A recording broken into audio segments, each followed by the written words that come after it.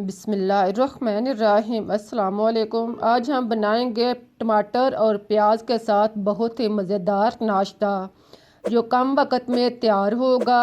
उम्मीद है कि आप लोगों को रेसिपी अच्छी लगेगी। अगर रेसिपी पसंद आए तो इसे लाइक, शेयर और सब्सक्राइब करना मत भूलिएगा। तो आइए चलते हैं और शुरू करते हैं अपनी आज की रेसिपी। इसके लिए टमाटर लें, एक बड़े साइज़ का या दो मीडियम साइज़ के, इनको बारीक काट लें।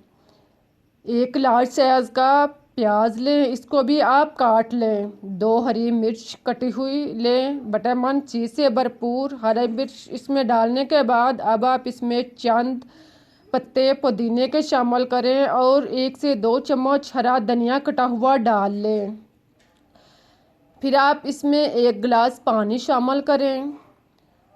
पानी डालकर आप इसको मिक्स कर लें।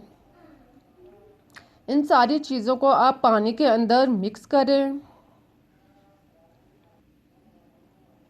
अब आप इसमें सुरख मिर्च कुटी हुई 1 चम्मच डाल लें। हल्दी पाउडर आधा चम्मच शामिल कर लें। नमक 1 चम्मच या टेस्ट के मुताबिक डाल लें।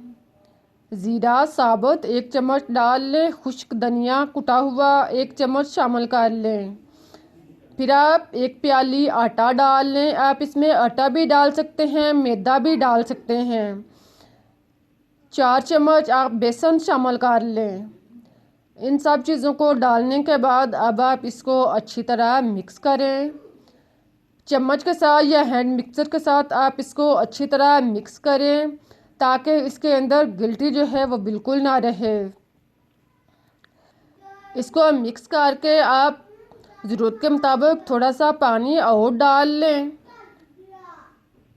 इसको आप अच्छी तरह मिक्स करें। पानी डालकर आप इसको नॉर्मल सा अमेज़ा बना लें जो ना ज़्यादा गहरा हो और ना ज़्यादा पतला हो। फिर आप इसमें 1 चौथाई चम्मच बेकिंग पाउडर या खाने का सोडा शामिल कर लें।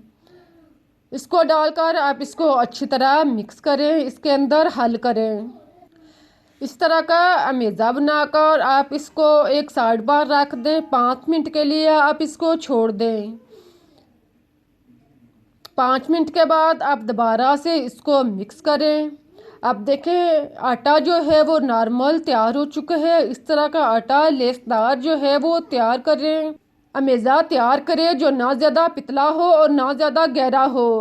अब आप पराठे बनाएं। पराठे बनाने के लिए आप चूल्हे पर तवा या पैन रखें। इसकी सतह पर थोड़ा सा ऑयल या घी लगा लें।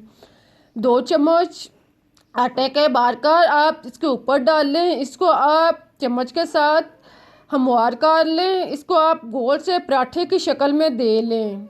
देखें इस तरह आप इसको गोल सी टिक्की की तरह बना लें। फिर आप इसको कवर करके 2 से 3 मिनट तक लो आंच पर पकने दें।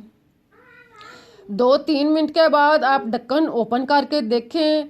अगर ऊपर से आटा खुश्क हो जाए, पराठा जो है वो ऊपर से खुश्क हो जाए तो आप इसके साइड चेंज करें। अगर ऊपर से खुश्क नहीं हो तो आप इसे खुश्क होने तक पकने दें। जब ऊपर से आटा खुश्क हो जाए तो आप इसके ऊपर थोड़ा सा ऑयल लगा लें और फिर आप इसकी साइड चेंज करें। इसको आप हिलाकर तवे से या पैन से अलग कर लें। पराठा जो है वो टूटेगा नहीं, ख़राब नहीं होगा। अब आप इसकी साइड चेंज करें।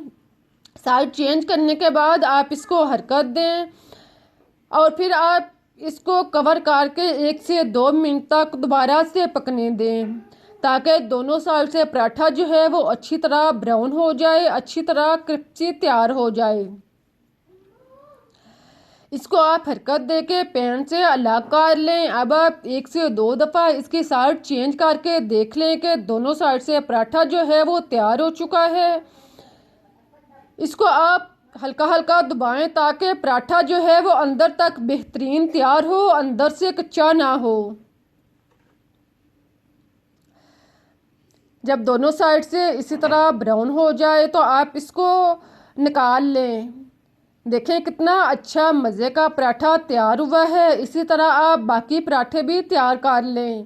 दूसरा पराठा तैयार करते हुए आप चूल्हा स्लो कर लें और फिर इसी तरह 2 चम्मच बाँट कर इसके ऊपर डाल लें और पहले की तरह आप इसको तैयार कर लें। इस तरह से आप सारे पराठे तैयार कर लें। प्यारे प्यारे बहन भाइयों, आपको मेरी रेसिपीज़ कैसी लग रही हैं इसका इजहार कमेंट्स में दें। अगर आपको रेसिपीज़ पसंद आ रही हैं तो इसे लाइक करें, शेयर करें, चैनल को सब्सक्राइब करना मत भूलें। इससे हमारे हौसले और हिम्मत में इजाफा होता है और आपके लिए हम बेहतरीन से बेहतरीन रेसिपीज़ लेकर आते हैं। आप देखें कितने अच्छे मज़े के मोटे मोटे पराठे तैयार हुए हैं। बहुत ही टेस्टी पराठा है, आप इसे ज़रूर ट्राई करके देखें, आपको पसंद आएगा। आप इसे दही के साथ, चाय के साथ या केचप के साथ मज़े से खाएं। मुझे इजाज़त दें, फिर मिलते हैं एक नई और मज़ेदार रेसिपीज़ के साथ। तब तक के लिए अल्लाह हाफिज़। इस दवा के साथ कि जहाँ भी रहें खुश रहें, आबाद रहें, हंसते मुस्कुराते रहें।